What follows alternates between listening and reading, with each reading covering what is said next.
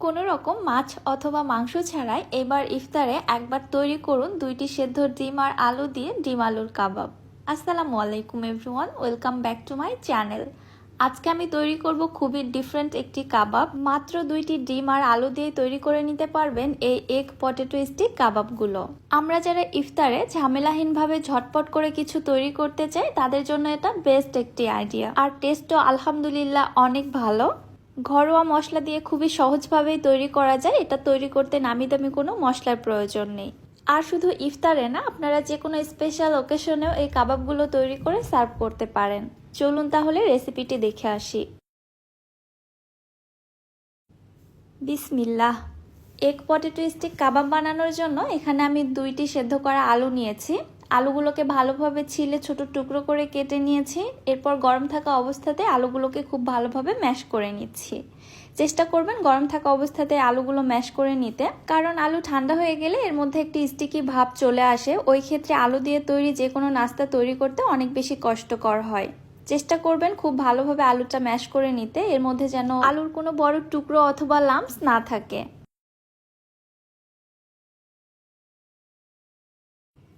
আলুগুলো খুব ভালোভাবে ম্যাশ করে নিয়েছি। এবার এর মধ্যে দিয়ে দিচ্ছি 3 টেবিল চামচ পেঁয়াজ কুচি, 3 টেবিল চামচ টমেটো কুচি, 3 টেবিল চামচ সবুজ ক্যাপসিকাম কুচি, 1 টেবিল চামচ দিচ্ছি কাঁচা মরিচ কুচি, মরিচটাকে একদম মিহি চপ করে নিয়েছি। 1 টেবিল চামচ দিচ্ছি ধনিয়া পাতা কুচি।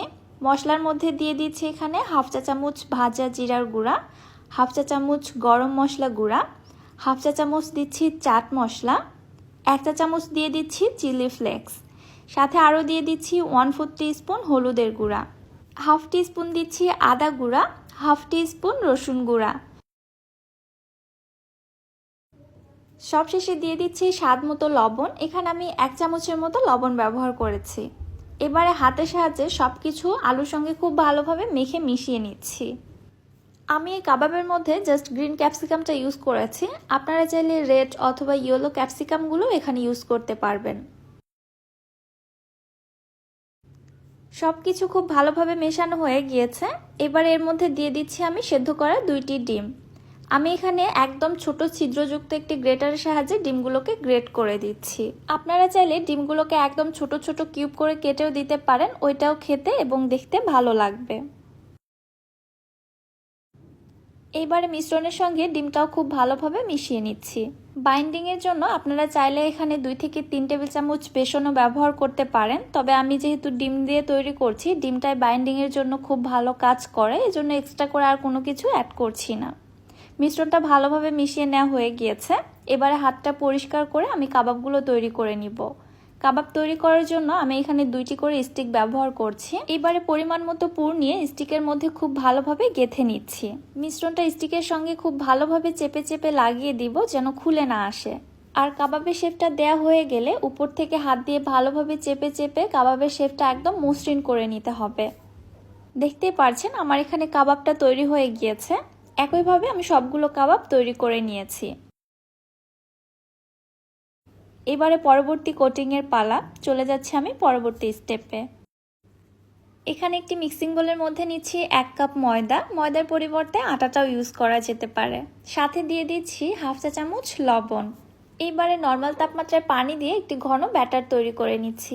পানিটা একবারে ঢেলে না দিয়ে অল্প অল্প করে ঢেলে দিয়ে একদম ঘন ব্যাটার তৈরি করে নিতে হবে, কারণ এই ব্যাটারটি যদি পাতলা হয় তাহলে কাবাবের উপরের লেয়ারটা খুব একটা ভালোভাবে কোটিং করা যাবে না, অনেক বেশি প্রবলেম হবে। এছাড়াও তেলে ভাজার সময় ফেটেও যেতে পারে। আমি ঠিক এরকম একটি ঘনত্বের ব্যাটার তৈরি করে নিয়েছি।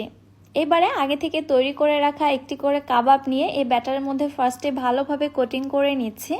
এরপরে উঠিয়ে এক্সট্রা ব্যাটারটা ঝরিয়ে সঙ্গে সঙ্গে আমি ব্রেড ক্রাম্বসের মধ্যে কোটিংটা করে নিচ্ছি।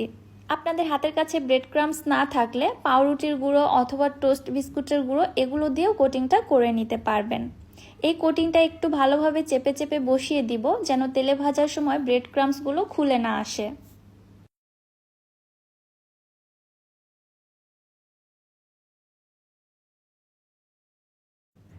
দেখতেই পারছেন আমি ঠিক কোটিংটা কিভাবে করছি। একটু সময় নিয়ে কোটিংটা করার চেষ্টা করবেন, তাহলে দেখবেন তেলে ভাজার সময় কাবাবগুলো ফেটে যাবে না। একইভাবে আমার সবগুলো কাবাব কোটিং করা হয়ে গিয়েছে। এবারে চলে যাচ্ছি চুলাতে কাবাবগুলো ভেজে নেওয়ার জন্য।